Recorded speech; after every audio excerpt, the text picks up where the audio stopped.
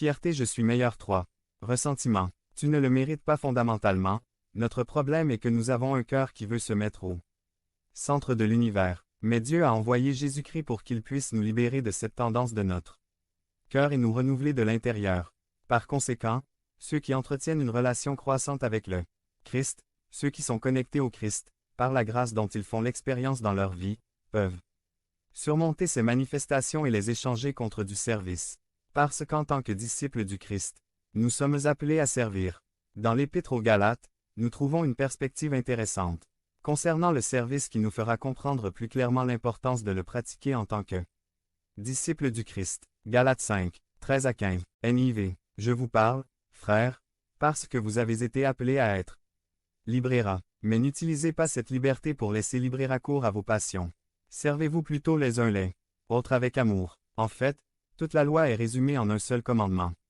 Aime ton prochain comme tu t'aimes toi-même. Mais s'il continue à se mordre et à se dévorer, faites attention, de peur de finir par vous détruire. Pour comprendre un peu le contexte de ces paroles, il faut dire que dans l'Église de Galatie il y avait des problèmes importants. Des enseignements contraires à l'Évangile ont été divulgués, que l'apôtre corrige avec force. Quels étaient ces enseignements que plusieurs Galates avaient adoptés et qui les éloignaient du véritable Évangile? Certains enseignants étaient arrivés et avaient enseigné que, même si Christ était venu et accompli son œuvre de salut, il devait néanmoins obéir aux commandements de la loi de Moïse afin de gagner le droit d'être accepté par Dieu comme fils.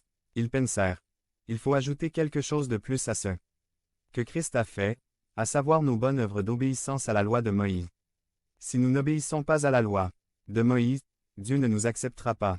Les Galates abandonnaient le pur évangile qu'on leur avait enseigné, celui qui disait que la personne et l'œuvre de Jésus-Christ sont la seule provision d'un Dieu miséricordieux.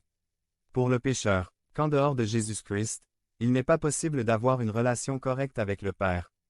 Que ce n'est que par la grâce de Dieu qui se manifeste dans sa provision en Christ qu'il est possible de recevoir le pardon des péchés, que ce n'est que par la foi que ce don éternel n'est pas reçu par mérite ni par nos propres œuvres, car si ce n'est pas par Jésus-Christ, nous sommes éternellement condamnés. Les Galates abandonnaient cette vérité pour un autre message imposteur de l'Évangile qui disait que Jésus-Christ n'était fondamentalement pas suffisant, qu'il fallait ajouter quelque chose d'autre à Jésus-Christ pour être complet. C'était abandonner l'Évangile. Les Galates abandonnaient l'Évangile de Jésus-Christ et Paul insiste sur ce point avec insistance. C'était donc l'enseignement erroné par lequel certains membres de l'Église avaient été séduits. Ceux-ci étaient très fixés sur les lois et leur respect. Mais, d'un autre côté, il y avait un autre groupe de croyants, ceux qui disaient comprendre l'Évangile, peut-être une minorité qui croyait que le Christ les avait affranchis de la loi de Moïse, puisqu'il l'accomplissait parfaitement, et le croyant il n'avait pas à s'inquiéter pour elle. Et dans leur désir de liberté, ils allaient jusqu'à l'extrême de la débauche, c'est-à-dire vivre une vie détendue sans considérer les devoirs chrétiens. Donc, ces deux groupes extrêmes étaient en conflit au sein de l'Église au point de susciter un très gros conflit au sein de l'Église. Ainsi, la réponse de l'apôtre aux deux groupes dans ces versets nous aide à voir l'importance du service ou du service mutuel dans le corps de Christ. Il y a plusieurs choses que nous voulons souligner dans ce passage. 502 Premièrement, pour ceux qui ont tendance à la débauche et à négliger les commandements de Dieu, il nous dit que le Christ nous a libérés de la condamnation de la loi, certainement, parce qu'il l'a accompli parfaitement à notre place.